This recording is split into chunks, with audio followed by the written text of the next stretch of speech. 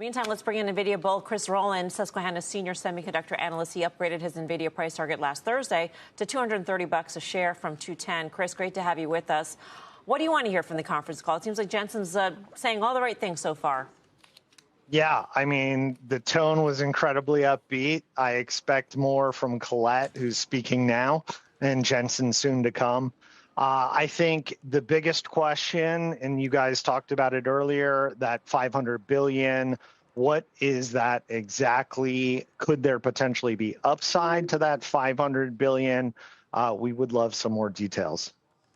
Upside as opposed to down. We are talking about the $500 billion in the context of potential downside, but you're talking about it in terms of potential upside on that number. No. Yeah, is there upside potentially to that number? If that is backlog, can they get extra components together, extra sales, et cetera, and exceed that $500 billion? Currently, we're only at $450 billion in our model after this report. So there's still a 10% margin there to that 500 in street models. So we do think there is still upside over the next 2 to call it 3 quarters in terms of beats and raises. Chris, speaking of margin, let's talk about gross margin. Let's talk about the numbers that again, they hit. They got where they wanted. I saw your notes. You wanted to see mid-70s. So you got there. Tell us where you think this number's going and how much is that really the delta in your valuation? Yeah, so there was some buy-side skepticism that they were going to hit that mid-70s. They did hit that in the guide. There was actually some adverse kind of numbers and puts and takes in there as well. So this was really healthy. I could see this going high 70s. I don't think we'd get into the 80s, though. At this point, gross margin is not as big a story from this point forward as revenue. Karen, thanks for being on tonight. So the $500 billion, the upside that you are hopeful would come, does that come from adjacents like networking and software? That all GP? Where does it come from? Yes, so the $500 billion number includes networking already. So that's compute, Blackwell, GPUs, but also all of the associated networking. That is a big number. That was above the street, not quite the 30% that Tim was talking about, but perhaps 20 or 15%. We were still below that 500 number.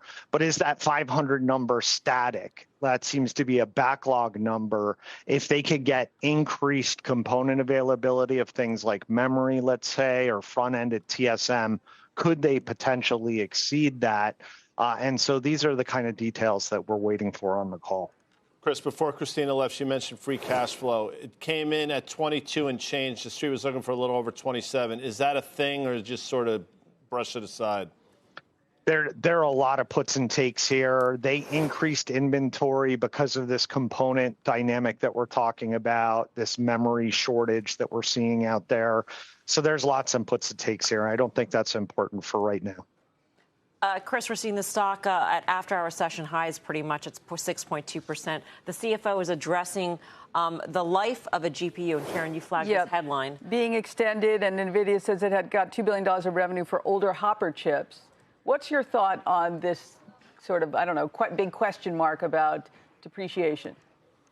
Yeah, so everybody's focused on useful life. And I think that the really big change should be a change to accelerated depreciation as opposed to a conversation about useful life, because these do have a useful life of perhaps 10 years, but all the value is really in the first 2.